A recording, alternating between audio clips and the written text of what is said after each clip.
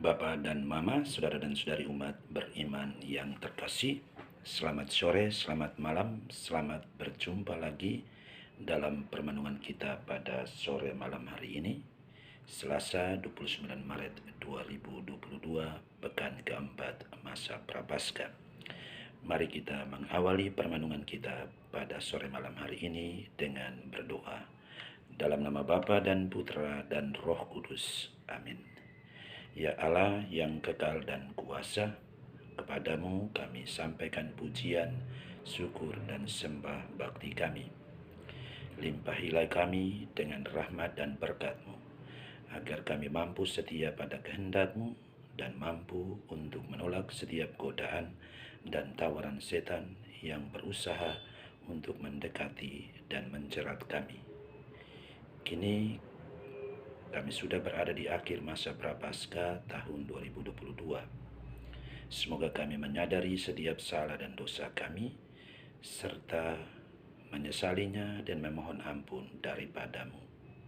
Teguhkanlah iman, harap, dan kasih kami kepadamu dengan pengantaraan Kristus Tuhan kami. Amin. Kita dengarkan Injil Tuhan yang diambil dari Injil Yohanes bab 5 ayat 1 sampai dengan 16.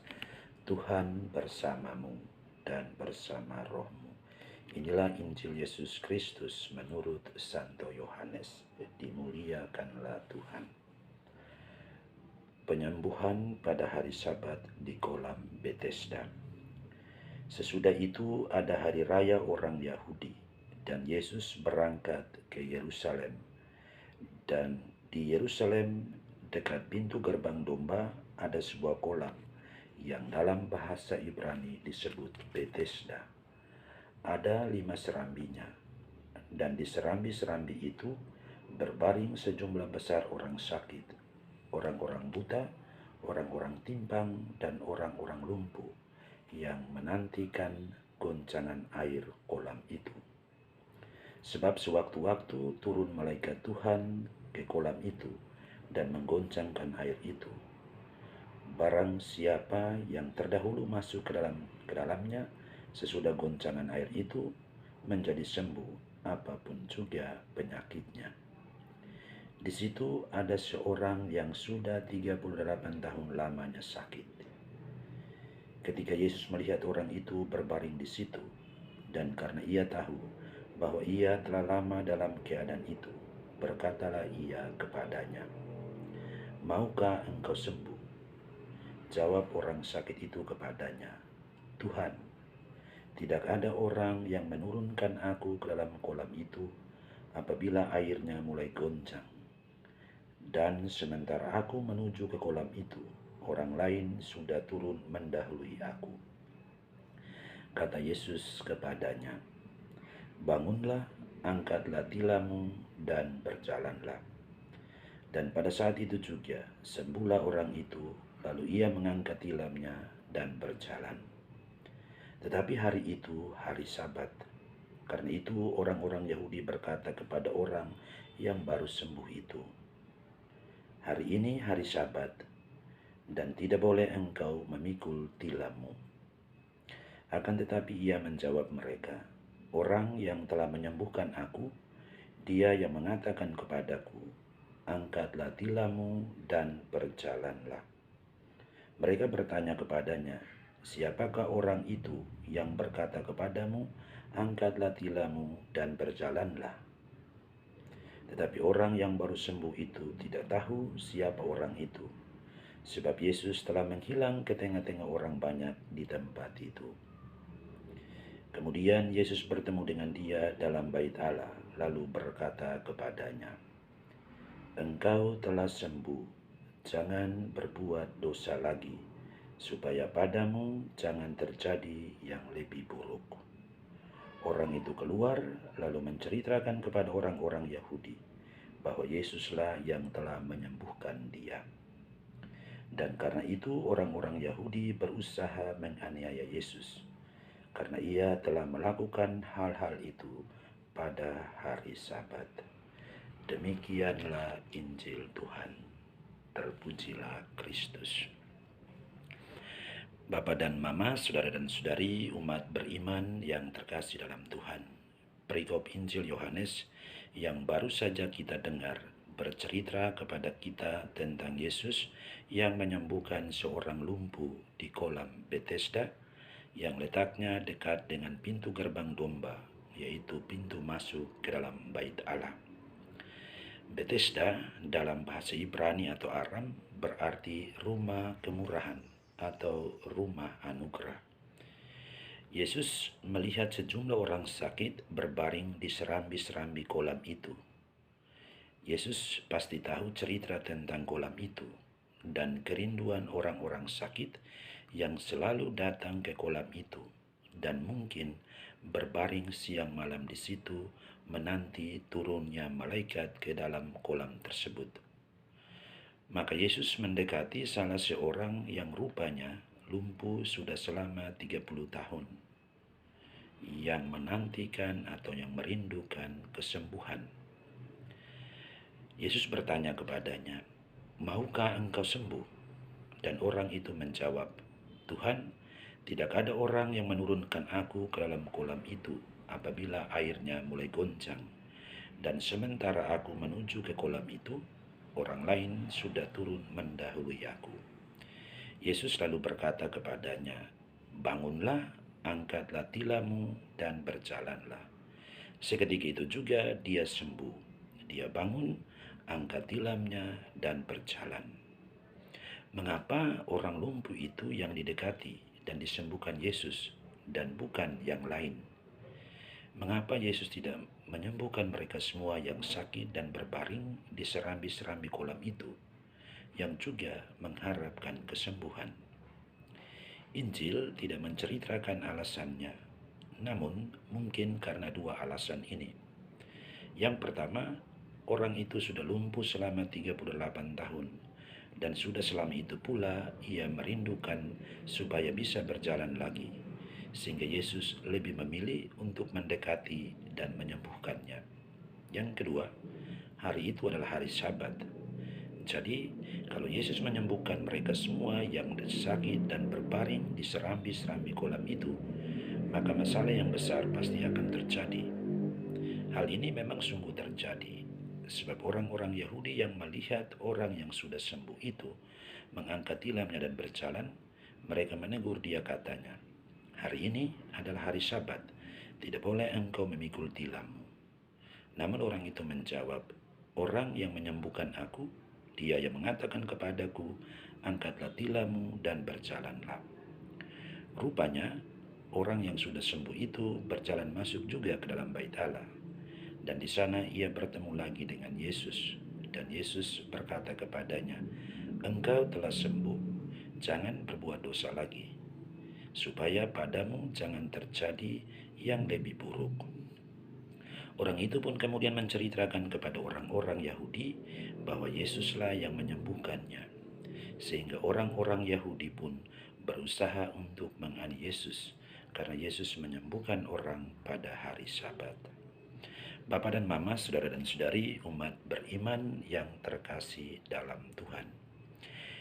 Di dalam Injil, 1-2 kali Yesus menyembuhkan orang sakit dengan berkata, "Dosamu sudah diampuni."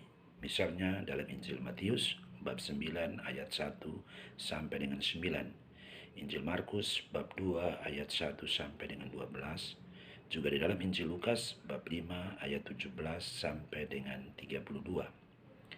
Dalam perikop Injil yang kita dengar tadi pun, Yesus berkata kepada orang lumpuh yang sudah disembuhkannya itu, "Engkau telah sembuh, jangan berbuat dosa lagi, supaya padamu jangan terjadi hal yang lebih buruk."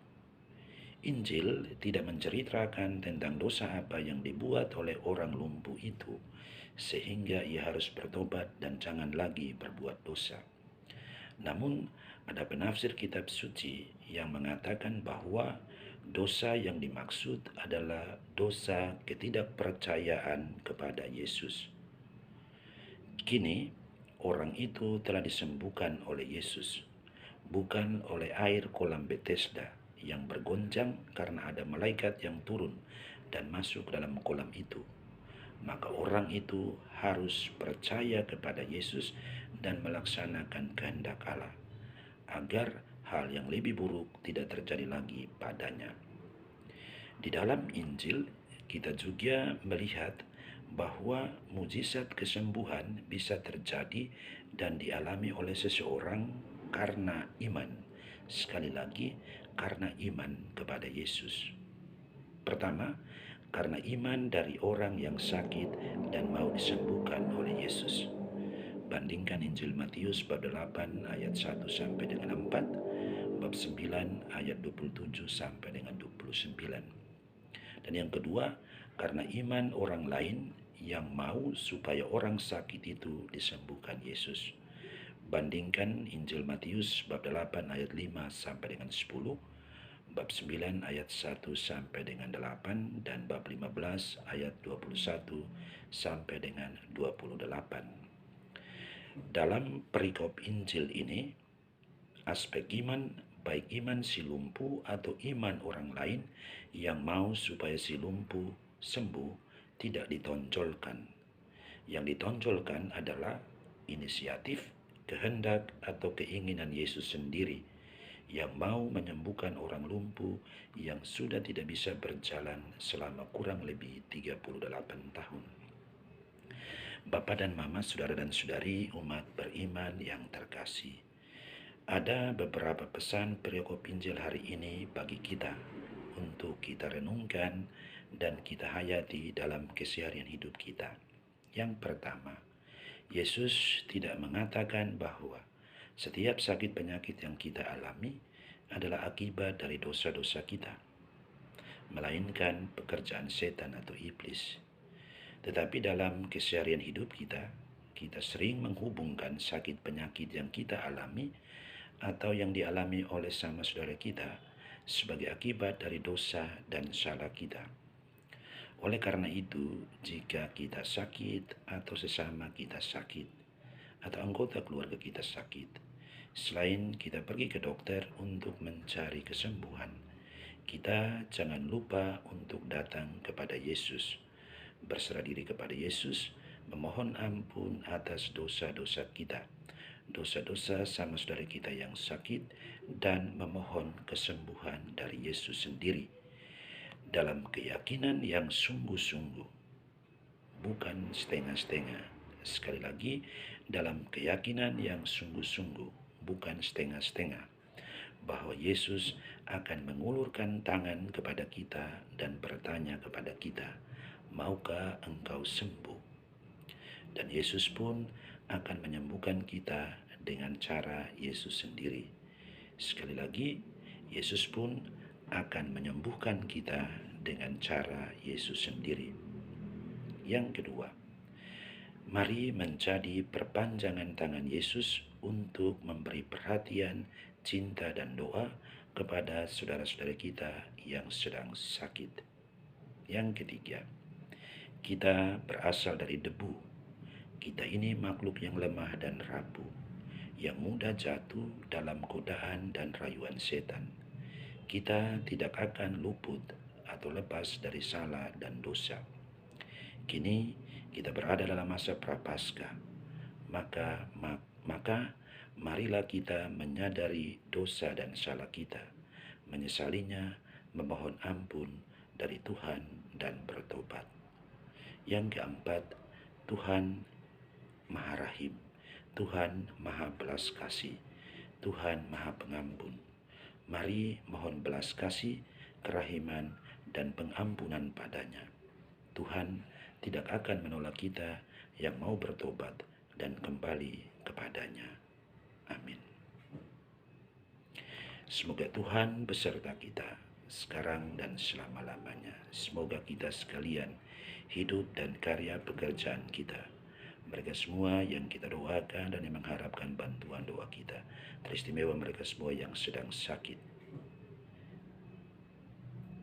semua kegembiraan, harapan, kecemasan, kekhawatiran, dan kesehatan kita masing-masing dilindungi, dibimbing, dan diberkati oleh berkat Allah yang Maha Kuasa, Bapa dan Putra dan Roh Kudus. Amin.